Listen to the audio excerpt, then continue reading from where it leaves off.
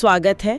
आज हम बिहार की मतदाता सूची से जुड़ी एक काफ़ी बड़ी खबर पर गौर कर रहे हैं। अब एक चुनाव आयोग राज्य की वोटर लिस्ट से करीब 51 लाख नाम हटाने पर विचार कर रहा है।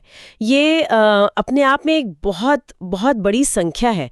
हमारे पास इसी रिपोर्ट के आंकड़े हैं। ये आंकड़े चुनाव आयोग के स्पेशल इंटेंसिव रिवीजन मतलब SIR अभियान के नतीजों पर आधारित हैं।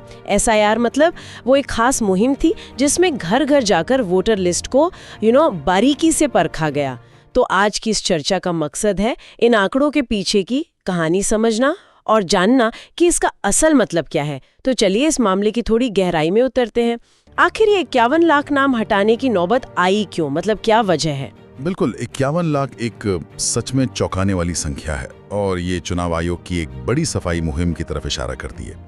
जैसा रिपोर्ट में बताया गया, देखिए, इस SIR अभियान के दौरान मुख्य रूप से 3 तरह की गड़बड़ियां पाई गई हैं और इन्हीं के आधार पर नाम हटाने का प्रस्ताव है। अच्छा, तो वो कौन सी 3 वजह हैं? क्या आंकड़े हैं रिपोर्ट में, कुछ आइडिया? हाँ, सबसे पहले तो जांच में करीब 18 लाख मतदाता ऐसे पाए गए जिनकी मृत्यु हो चुकी है, लेकिन उनके नाम लिस्ट में अब भी मौजूद थे। 18 लाख? अरे ये तो काफी ज्यादा है। मतलब इतने लोगों के नाम गलत तरीके से लिस्ट में चल रहे थे।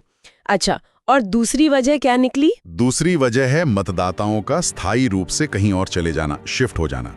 करीब 26 लाख मतदाता ऐसे मिले जो या तो बिहार से परमानेंटली बाहर बस गए हैं या फिर किसी दूसरे विधानसभा क्षेत्र में शिफ्ट हो गए हैं, लेकिन नाम पुरानी जगह पर ही दर्ज था। समझ गई, यानी वो लोग अब उस पते पर रहते ही नहीं है। ठीक है, और तीसरी वजह? तीसरा कारण थोड़ा अलग है। ये है डुप्लीकेट रजिस्ट्रेशन का मामला। करीब 7.5 लाख मतदाता ऐसे पाए गए जिनका नाम एक से ज्यादा जगहों पर वोटर लिस्ट में शामिल था। ये तो मतलब सीधे सीधे नियमों के खिलाफ है। तो कुल मिला के 18 लाख मृतक, 26 लाख शिफ्ट हो चुके लोग और 7.5 लाख डुप्लीकेट नाम। अच्छा, इन्हीं सबको मिला के ये 51 लाख का आंकड़ा बन रहा है।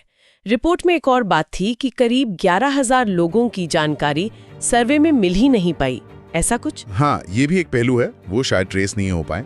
देखिए, जाहिर है चुनाव आयोग का लक्ष्य एक बिल्कुल साफ सुथरी और सटीक वोटर लिस्ट तैयार करना है जिसमें सिर्फ योग्य मतलब एलिजिबल मतदाता ही हों, और इसके लिए एक पूरी प्रक्रिया तय की गई है जैसा रिपोर्ट में बताया गया है। हाँ, प्रक्रिया का जिक्र जरूरी है क्योंकि इतने बड़े पैमाने पर नाम हटाना एक संवेदनशील मामला तो है ही।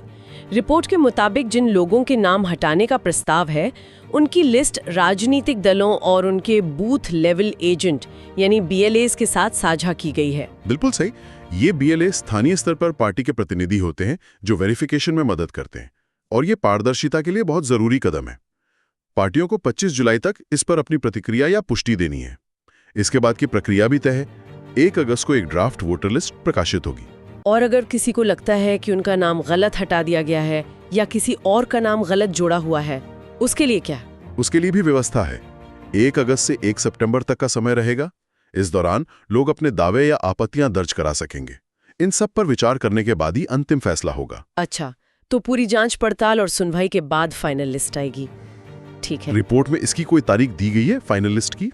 जी हाँ, रिपोर्ट के अनुसार अंतिम मतलब फाइनल वोटर लिस्ट 30 सितंबर 2025 को प्रकाशित की जाएगी। ये पूरी कवायद इसीलिए है कि कोई भी योग्य वोटर छूट न जाए और जो योग्य नहीं है उनके नाम लिस्ट से हट जाएं। तो संक्षेप में कहें तो बिहार में चुनाव आयोग एक बहुत बड़े स्तर पर वोटर लिस्ट को अपडेट और सही